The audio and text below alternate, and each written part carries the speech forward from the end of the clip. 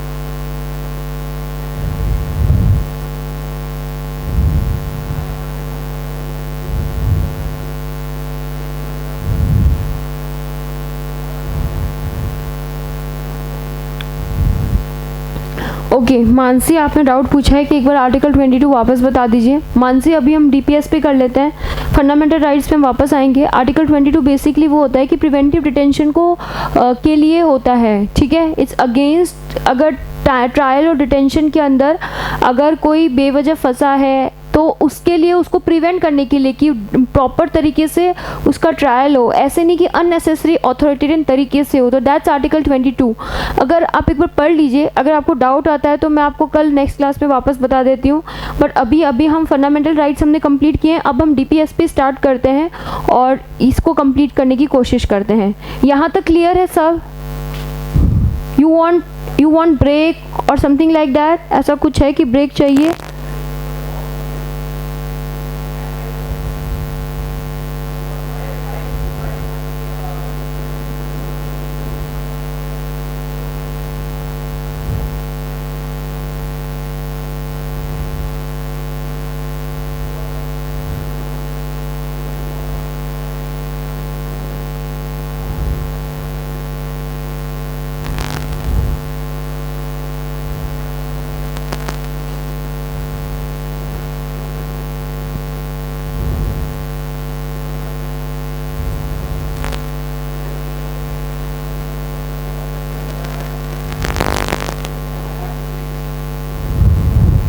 ठीक है।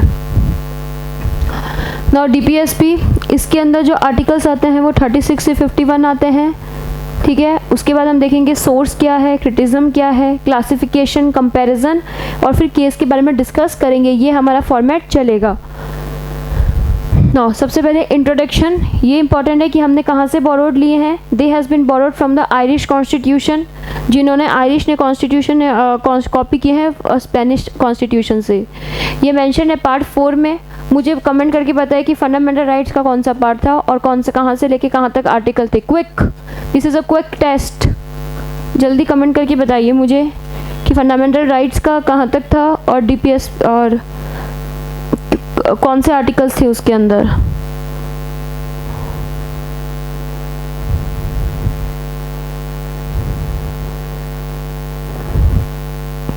ठीक है। फंडा डीपीएसपी के लिए बी आर अम्बेडकर ने बोला these are novel features of the constitution. Fundamental rights और डीपीएसपी जो है वो philosophy of the constitution and the soul of the constitution. तो ये आपसे क्वेश्चन पूछ सकते हैं प्रीलिम्स के अंदर, ये स्टेटमेंट दे सकते हैं। तो ये स्टेटमेंट इज़ अ करेक्ट। तो दिस इज प्रीलिम्स पर्सपेक्टिव से ये इंपॉर्टेंट है।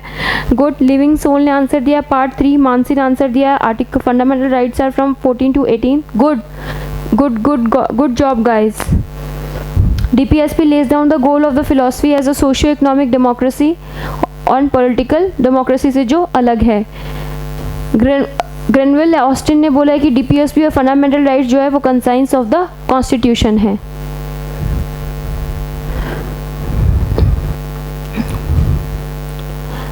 आर्टिकल 37 क्या कहता है कि फंडामेंटल्स, ये प्रिंसिपल जो है वो फंडामेंटल है, गवर्नेंस के लिए हेल्पफुल होते हैं। ऑब्वियसली अगर आप कुछ एक्ट्स बनाना चाहते हो या कुछ पॉलिसीज़ बनाना चाहते हो वल्नरेबल सेक्शन के लिए या इंक्लूसिव ग्रोथ को लेके, तो ये सारे आर्टिकल्स उसमें होने चाहिए, वेलफेयर जिनको प्रिंसिपल जिनको बोला जाता है, ठीक है। लेकिन मिनर्वा मिल्स केस ने बताया था कि हार्मोनी होनी चाहिए, harmony and balance between the fundamental DPSP are essential feature, obviously essential, basic नहीं बोला है, essential feature of the basic structure of the constitution. इनके बीच में हार्मनी होनी चाहिए। हार्मनी का मतलब है कि हमें कोई ऐसा लॉ नहीं बनाना चाहिए जो कि किसी फंडामेंटल राइट्स को वायलेट कर रहा हो बट DPSP के अंडर आता हो, समझो, जैसे वेलफेयर प्रिंसिपल हो but it should not be the against the principle of fundamental rights, so like this, जैसे कि, लेकिन इसके भी एक्सेप्शन है। आर्टिकल 39B और C सब क्लॉज जो हैं वो should not be declared unconstitutional, उनको अनकॉन्स्टिट्यूशनल डिक्लेयर नहीं कर सकते हैं, violate on the ground of convention of article 14 and 19। ये हम जजमेंट्स आएंगे आगे, उसके अंदर डिस्कस करेंगे कि इसका क्या सेंस है। फंडामेंटल राइट DPSP के क्या प्रिंसिपल फीचर्स क्या क्या होते हैं? These are the constitutional instruction recommendation to state. State का मतलब मैंने आपको डेफिनेशन दे दी थी। स्टेट का आर्टिकल जब बताइए, जल्दी से स्टेट का आर्टिकल बताइए, quick, what is the article of state?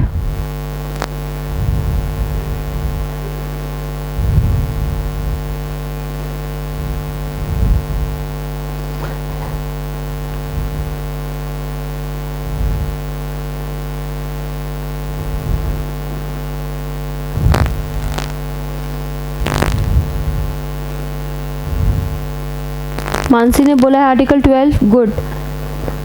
ये मॉरल ऑब्लिगेशन है स्टेट की अथॉरिटी पे कि स्टेट को इन प्रिंसिपल्स को अडॉप्ट करना ही पड़ेगा और इनको इम्प्लीमेंट करना ही पड़ेगा। ये स्टैंड करते हैं सोशो इकोनॉमिक डेमोक्रेसी को, ये सप्लीमेंट्री होते हैं फंडामेंटल राइट्स को, ठीक है। ये भी जो भी वैक्यूम होता है पार्ट 3 के अंदर उसको वो ना हो, इसलिए DPSP बनाया गया है।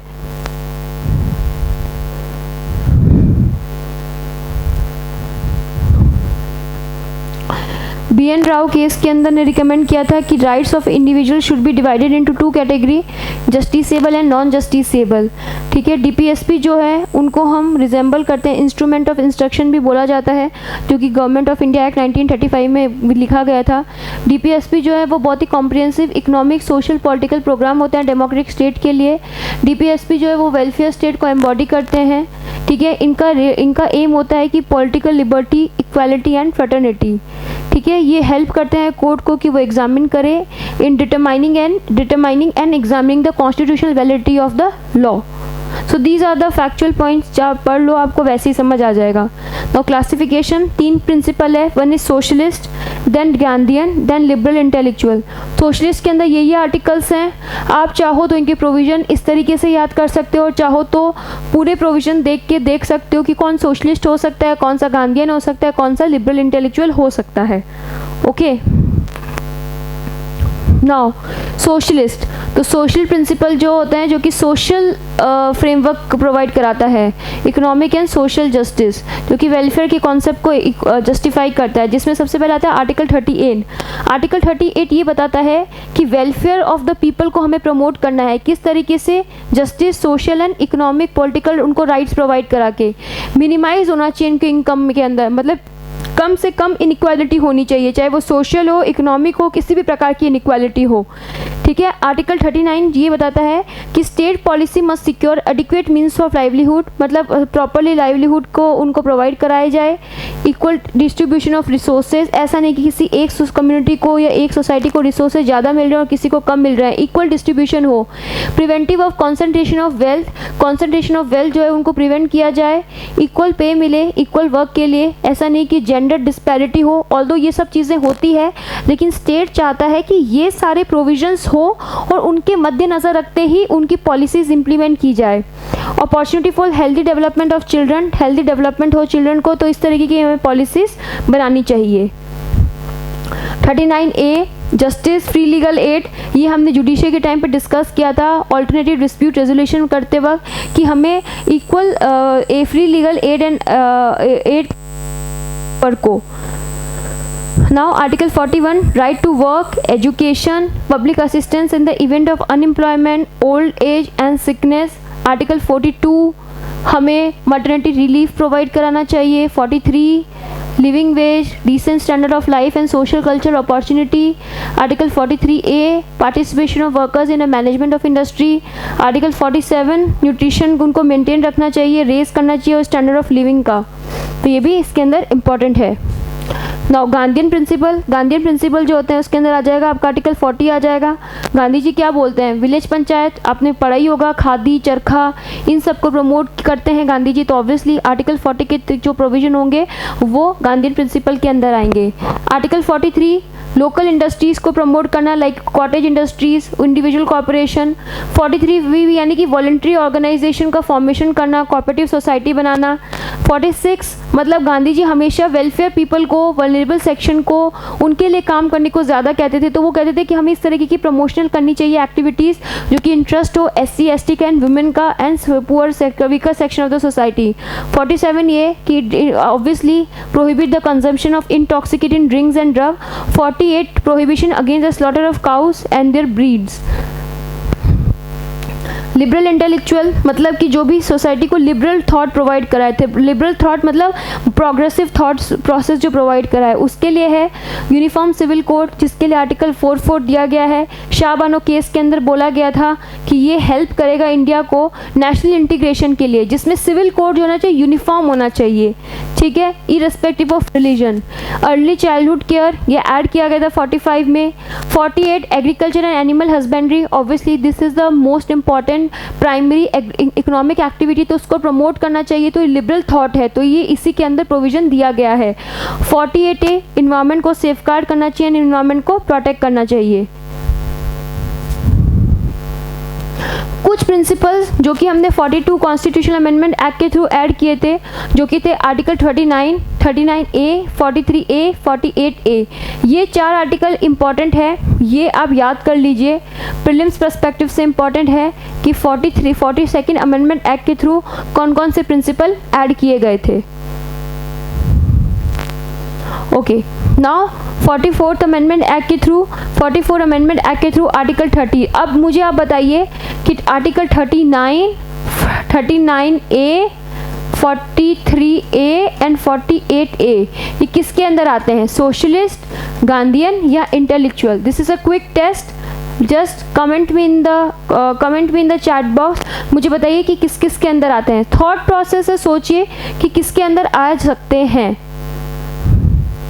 ना आर्टिकल 38 ये भी बताइए, ये एक जो है वो 44 के एक्ट आया था और ये 4 जो है वो 42nd के अंदर आया था। ये इम्पॉर्टेंट, ये प्रीलिम्स के हिसाब से ये इंफॉर्मेशन बहुत इम्पॉर्टेंट है, please try to remember this, इसको याद करने की कोशिश कीजिए। नाउ 86 मैंने जब आपको आर्टिकल 21 फंडामेंटल राइट्स बताया था, मैंने आपको बताया था कि आर्टिकल 86 अमेंडमेंट एक्ट के थ्रू उसके अंदर भी चेंजेस किए गए थे, तो now it's in DPSP। Article 45 ये हमने डिस्कस किया था जब हमने फंडामेंटल राइट्स डिस्कस किए थे। तो फिर उसके बाद आपका early childhood care, now 97th act के थ्रू कोऑपरेटिव सोसाइटीज़ बनी गई हैं। This topic is very important, cooperative society, इसका आर्टिकल बहुत इंपॉर्टेंट है क्योंकि ये टॉपिक आपके इकोनॉमिक्स के अंदर भी आने वाला है, इको के अंदर ये टॉपिक आने वाला है, तो दैट्स वेरी इंपॉर्टेंट। इसको 97 एक्ट के थ्रू, अमेंडमेंट एक्ट के थ्रू ऐड किया गया था।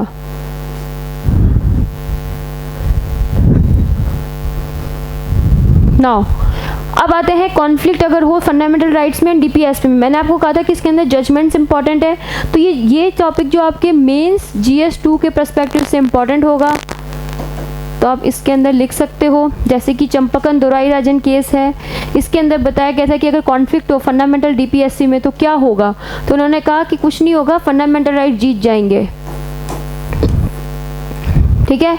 लेकिन कुछ सालों के बाद, 15 सालों के बाद इस केस ने बोला कि लेकिन पार्लियामेंट उन राइट्स को नहीं ले सकते हैं जो कि सैक्रोसेंट हो, ठीक है। यानी कि फंडामेंटल जो है, यानी कि कोर्ट ने ये बोला गया था कि कोई भी अगर स्टेट DPSP को इम्प्लीमेंट करता है, कोई भी पॉलिसी बनाता है, तो वो फंडामेंटल राइट्स को वायलेट नहीं कर सकता, उसको ये मेक श्योर करना पड़ेगा, ठीक है।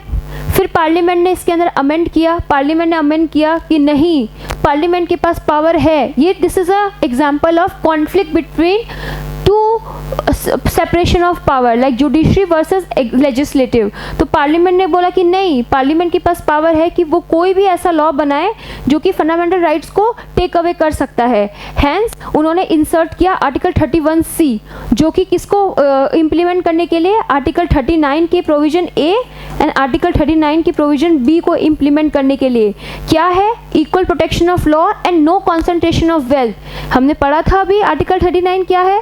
तो इनको इम्प्लीमेंट करने के लिए गवर्नमेंट ने आर्टिकल 31C इम्प्लीमेंट किया, लेकिन ये बोला कि ये लॉ जो है वो कोर्ट के अंदर इनको क्वेश्चन नहीं कर सकते हैं। So can you see the derogatory and the authority of parliament, कि किस तरीके से पार्लियामेंट अपने हिसाब से लॉ को इनेक्ट करता है।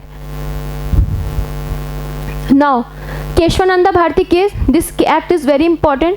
केशवानंदा भारती केस के अंदर ये बताया गया था कि 31C को इनवैलिड कर दिया गया था और ये बोला था कि जुडिशियल रिव्यू किया जा सकता है। Judicial review is a basic structure of the constitution. Now 42nd amendment act फिर सरकार ने बनाया, पार्लियामेंट ने बनाया और बोला कि कोई भी लॉ वॉयलेट नहीं होगा, जो कि DPSP जो होगा वो वॉइड नहीं होगा अगर वो वॉयलेट करता है आर्टिकल 14 एंड 19 को। मतलब सारे DPSP जो हैं वो अबव है आर्टिकल 14 एंड 19 से, ठीक है।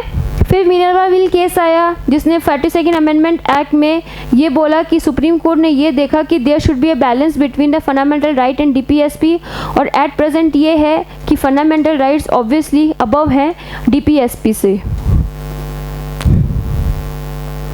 ठीक है। ये क्रोनोलॉजी याद कर लीजिए, ये टॉपिक इंपॉर्टेंट है।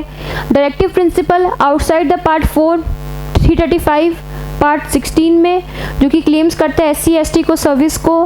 पार्ट 350A पार्ट 17 जिसको बोलते हैं instruction is mother tongue.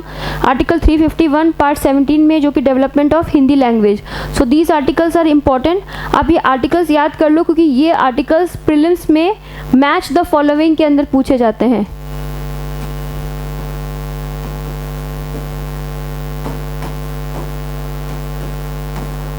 Match the pair पूछ लेंगे कि which of the following pairs are correctly match.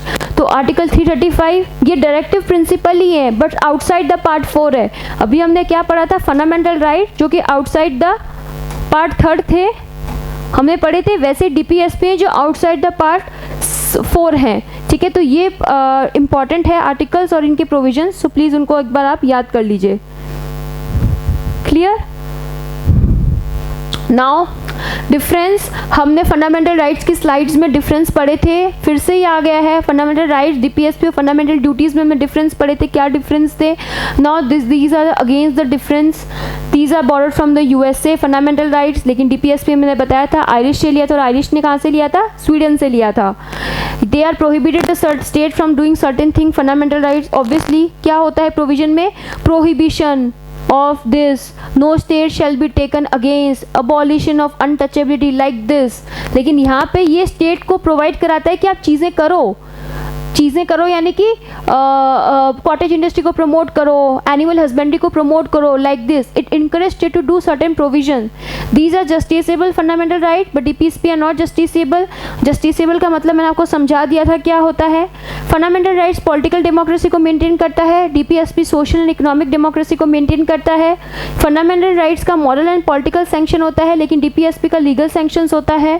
Fundamental rights जो होता है वो वेलफेयर ऑफ इंडिविजुअल को प्रमोट करता है, लेकिन DPSP कम्युनिटी को प्रोवाइड कराता है, क्योंकि ये मोस्टली कम्युनिटी के लिए है, जैसे कि socialist principle, Gandhian principle, liberal intellectual principle, like this. इनके लिए कोई लेजिस्लेशन नहीं चाहिए होता फंडामेंटल राइट्स को डिस्क्राइब करने के लिए, लेकिन इनके लिए लेजिस्लेशन चाहिए होता है, जो कि एक्ट्स हम बनाते हैं, like cooperative society, GST etcetera. Significance क्या है? डेमोक्रेसी के अंदर स्टेबिलिटी ऑफ कंटिन्यूटी बना के रखता है। ऑब्वियसली सप्लीमेंट्री होते हैं फंडामेंटल राइट्स को। सप्लीमेंट्री फंडामेंटल राइट्स जो होते हैं, फंडामेंटल राइट्स तभी तो चल सकते हैं, उनका सिग्निफिकेंस तभी तो है जब कोई इसके लिए कोई पॉलिसीज़ बनाई जाए। कोई ऐसी पॉलिसीज़, लाइक फॉर एग्जांपल अगर मान लो गवर्नमेंट कल लेके आती है स्वच्छ भारत अभियान, या फिर सेम सेक्स मैरिज अगर लेके आती है, तो दिस इज़ अ DPSP, लेकिन इसके अंदर ये मेक श्योर करते हैं कि आर्टिकल 21 वॉयलेट ना हो, आर्टिकल 19 वॉयलेट ना हो, आर्टिकल 14 वॉयलेट ना हो। तो DPSP के प्रोविजन जो होते हैं, these are the complementary to fundamental rights. It enables the favorable atmosphere for the full and proper enjoyment to the fundamental right. That's true. ये enable करती है opposition को कि वो अपना influence बनाए. अगर मान लो कोई policies DPSP, obviously DPSP के मद्देनजर रखते ही policies formulate होती है, तो कोई अगर policy formulate होती है और उसमें DPSP की provision नहीं include होते हैं तो opposition उनको oppose कर सकता है कि इसके अंदर why it has not been included. It serve as a crucial test for the performance of the government. Government जो होते हैं वो DPSP में जो भी प्रोविजन इंक्लूड करता है, गवर्नमेंट उनके बेसिस पे ही रूल्स एंड टिकती है, स्टेबिलिटी आती है. It serve as a political manifesto. Now legal sanction authorities act, ये हमने नालसा हमने पिछली क्लास में किया था, जुडिशरी के अंदर डिस्कस, बट एक बार फिर देख लेते हैं. ये मोस्टली उन लोगों को लीगल एड प्रोवाइड कराते हैं. आर्टिकल 39 हमने देखा था, free legal aid and air. तो ये उन लोगों को एड प्रोवाइड कराया जाता है जो कि बहुत ही ज़्यादा वल्नरेबल होते हैं, बहुत ही ज़्यादा क्रूशियल सेक्शन होते हैं, like SC, ST, women, children, जिनके पास कोई और चीज़ नहीं होती, कोई और ऑल्टरनेटिव नहीं होता. उनको ही आप जस्टिस प्रोवाइड कराने के लिए जो आप सर्विसेज देते हैं, that's come under legal service authority act के अंदर. इसमें जैसे विक्टिम ऑफ मास डिजास्टर यानी कि अर्थक्वेक आ गया, या आप मान लो आपकी स्टैम्पीड हो गई, उनको प्रोवाइड, उनके विक्टिम्स को एड प्रोवाइड कराने के लिए जो चीज़ें आती है, that will come under legal service authority act. Persons जिनकी इनकम ज़्यादा नहीं होती वो कवर होते हैं. एयर ट्रैफिकिंग विक्टिम्स जो भी होते हैं वो इसके अंदर आते हैं. सीनियर सिटीजन्स जो होते हैं, ट्रांसजेंडर्स जो होते हैं, वो मोस्टली इसके अंदर कवर किए जाते हैं. Now this is the question, political rights के पॉलिसीज फ्रेमिंग किसको ध्यान में रखता है? DPSP को. मैंने आपको बताया था इकोनॉमिक एंड सोशल जो राइट्स होते हैं वो आपको मिलते हैं DPSP के अंदर, और जो आपको पॉलिटिकल राइट जो होते हैं वो मिलते हैं फंडामेंटल राइट्स के अंदर. Right, equal pay for equal work article. तो कभी कभी आपको आर्टिकल याद करने पड़ेंगे, हो सकता है कि आपसे क्वेश्चन पूछ लिए जाएं.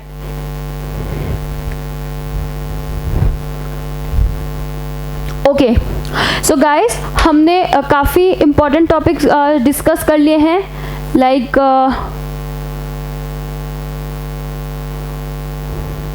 हमने fundamental rights and DPSP cover कर लिए हैं. So these are the very important topic. ये प्रीलिम्स में कम आते हैं, स्टेटमेंट वाइज पूछते हैं, बट ये मेंस में इंपॉर्टेंट है. अगर आपने ये तो टॉपिक कंप्लीट कर लिए तो आप इनको किसी भी आंसर राइटिंग के अंदर आप लिखोगे तो आपको वैल्यू एडिशन प्रोवाइड कराएगा. तो आई रिक्वेस्ट कि आप आर्टिकल्स धीरे धीरे याद करो. पॉलिटी के अंदर आर्टिकल्स कहीं कहीं याद करना ज़रूरी है, क्योंकि वो match the following, which of the following statements are correct, like this, इस तरीके के क्वेश्चन फ्रेम करके पूछ सकते हैं. तो आप उनको याद कर लो. अगर याद नहीं होते हैं तो एटलीस्ट दिमाग में रखो कि हाँ ये आर्टिकल से रिलेटेड इस आर्टिकल तक हम यहाँ पे हमसे पूछे जा सकते हैं. ठीक है, उसके बाद आप इनको आंसर राइटिंग के अंदर डेली आंसर राइटिंग प्रैक्टिस करो, उसके अंदर इंक्लूड करने की कोशिश करो कि किस तरीके से इन आर्टिकल्स को आंसर्स के अंदर इंक्लूड किया जा सकता है. ठीक है, प्रीवियस क्वेश्चन पेपर्स आप देखो UPSC के, उसके अंदर अगर आपको कोई इशू आता है फंडामेंटल राइट्स और DPSP से रिलेटेड कोई क्वेश्चन उसके अंदर है, तो देन लेट मी नो कि आप उनको किस तरीके से सॉल्व कर रहे हो. ठीक है, नेक्स्ट क्लास में हम मिलेंगे. कोई डाउट है यहाँ पे? Any doubt till now?